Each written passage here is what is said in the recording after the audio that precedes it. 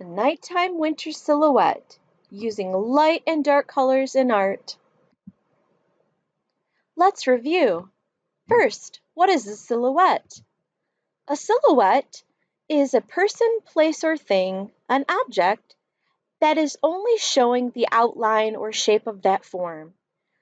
All of the details are eliminated by filling it in completely all one color, usually black or white. Why do artists use silhouettes? Silhouettes are often used in storybooks and movies, and even artists like to paint them because they give artwork a lot of drama. It's a quick, easy way to make an emotional, artistic statement and to bring a lot of attention and impact to whatever you're drawing. Artists first created these as a way to quickly and simply make portraits of people. Today our target is to create a nighttime winter scene using only one color family plus black, white, and gray. For my example, I will be using the blue color family because I feel like that best expresses my idea.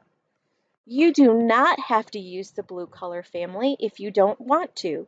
You could use all blues, or you could do all purples or all greens. Make sure that you pick a color that fits your theme the best. Success would equal drawing a winter scene with shapes and details that are all colored in solid like a silhouette, and then using only the tints and shades of one color family, plus black, white, and gray. Here are some examples that we looked at last week. There are many different ways to do silhouettes. Let's look at some easy shapes you could draw. Here's some examples of different types of winter silhouette scenes you could use. Animals, snowmen, reindeer, of course winter trees, or maybe if you're feeling the holiday spirit, you could even include Santa Claus flying through the sky. Now let's take a look and see how to get started.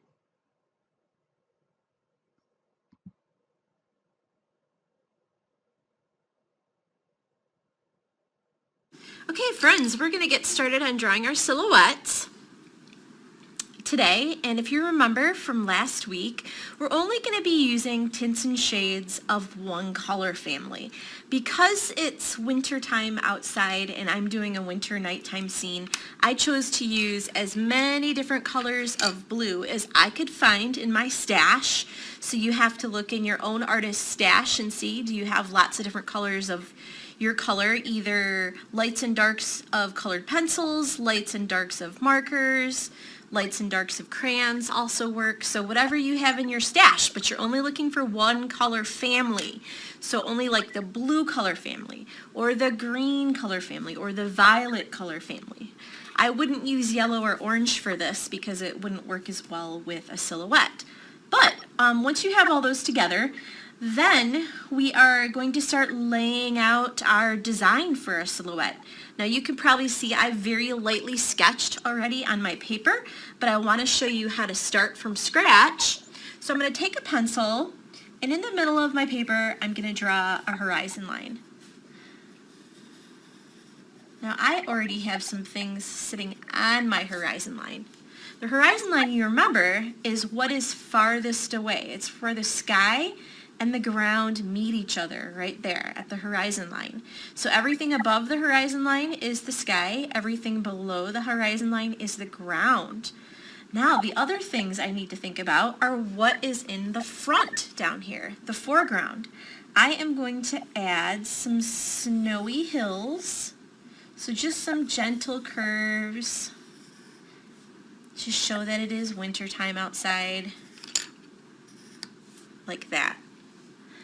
And certainly you could add that too if that's what you would like. Now I also decided to add like a little lake right here in my background. So I have Snowy Hill Lake, and then I wanted to add some mountains.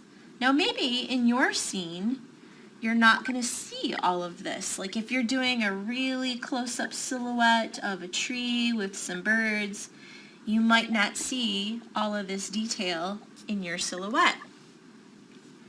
But one thing that makes a really, really good silhouette is if you think about something up close that's large, but then something medium that's a little bit farther away, and then something that is small that's really far away. So as you are drawing the outlines of your shapes, be thinking about, what am I making that's really close? When you're drawing a silhouette of things, you have to be really mindful of the shape of it. So you want to think about, like, if I'm doing a bird, what kinds of details can I add in the outline, like the texture of its wings to show that it has wings, or like my owl, it's got two little feathers for the top that kind of look like its ears. So you have to really think of that outline, because you're not going to see all of the detail. That's all going to get colored in black. The same thing with trees over here. I don't have to worry about all the texture. I just have to worry about the outline shape of it. I wanted to show you again how to draw these winter evergreen trees, because I'm sure a lot of you will be wanting to add these in your silhouette, because if you want to add like a holiday theme, you could do Christmas trees. Keep it really winter themed. You could do lots of evergreen trees for that too. So if you're doing an evergreen tree, you want to have a tall, thin tree trunk in the middle, and some easy ways to start drawing an evergreen tree if you're not used to it. One way is to draw a triangle at the top, like this, and then coming down, you draw another triangle right underneath it, but the second one that you draw is bigger. And then below that, you draw another one that's larger, and then the bottom one, that's the largest. So what it ends up looking like is a triangle that's stacked on top of a trapezoid, stacked on top of a trapezoid, stacked on top of a trapezoid. So it's a really easy way to make an evergreen tree. Then sometimes what I'll do is I'll go back in and I'll give it a little bit more texture. And this also helps when you're doing silhouettes. You need that edge of your shapes to be kind of interesting, because that's where all the detail is on the edges of things. So I don't want to draw my edges too boring or too plain, because it would make the silhouette look kind of boring. So I spend a little bit of time trying to make the edges look detailed. So once you think about all those details, like I added a little bunny rabbit hopping down here because I wanted to do the silhouette of a little bunny rabbit. Some other friends decided that they wanted to do little animal tracks. So you could look up pictures of deer tracks or bunny tracks or wolf tracks. So all of those wintry details, that's going to be the end of your step 1. Okay, friends, so step 2, as you can probably see, is to take a black marker and outline every part of your picture that's big enough for you to outline without you making a mistake. If you have anything that's really small or really detailed, you might not be able to outline it. Don't color everything in with the black marker yet, because we're going to talk about how to color this in. I want you just to go ahead and outline everything, and then take your pencil, or excuse me, your eraser, and you're going to erase all those extra pencil lines that you don't need anymore. Okay, friends, you can see the final step. I've started to add color, and I want to walk you through what all of your choices are. So like I said, we're picking one color family, lights and darks of that color. On the back, I just did some tests, just like we did last week, so I know I have some dark blues and some medium blues and some light blues. And then you have to pick, what do you want in your picture that's all black in silhouette? What do you want in your picture that's dark gray? What do you want in your picture that's part like your darker of your color, like I have my lake dark blue and my trees dark blue. So I've used black, I've used gray, I've used a gray colored pencil, I've used a black colored pencil, I used a black Sharpie. So I decided I wanted this tree to be black, to be all dark, completely in silhouette. And then this tree I made slightly lighter. It's like a charcoal gray, and basically all that is just black colored pencil colored in all the way. So I colored this tree in black colored pencil because I thought this tree would look good if it were like a really dark gray. So I did that in silhouette with dark gray. I did this tree in silhouette with light gray. And then I did my mountains in dark gray. I could do my mountains in black, but for some reason I think just doing dark gray with just a marker to me seemed to be a good choice for my mountains.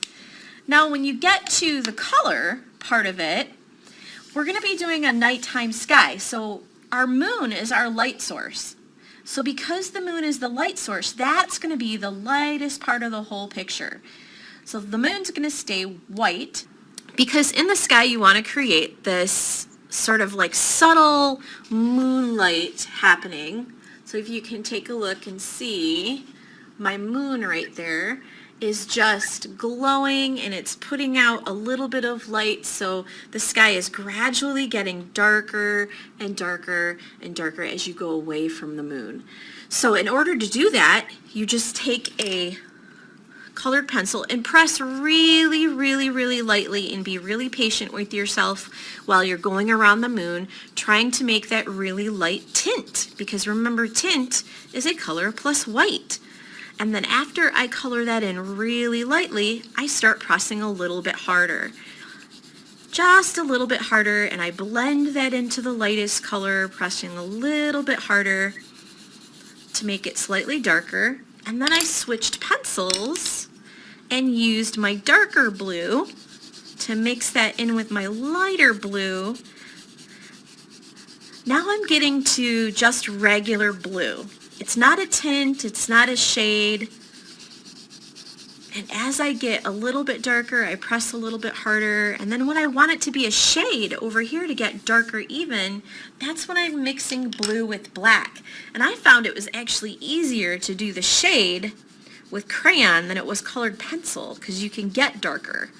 So I took a blue crayon and I colored in around my tree to make my shade of blue as dark as I could get it, and I mixed it with black crayon to make it kind of that midnight sky color. And that is how you make a winter nighttime silhouette. I hope you enjoyed doing this and experimenting, mixing and blending your tints and shades, and that you have a wonderful couple of weeks of break off. I will talk to you after the holidays, and yeah, have a wonderful happy holidays, boys and girls. See you later. Bye-bye.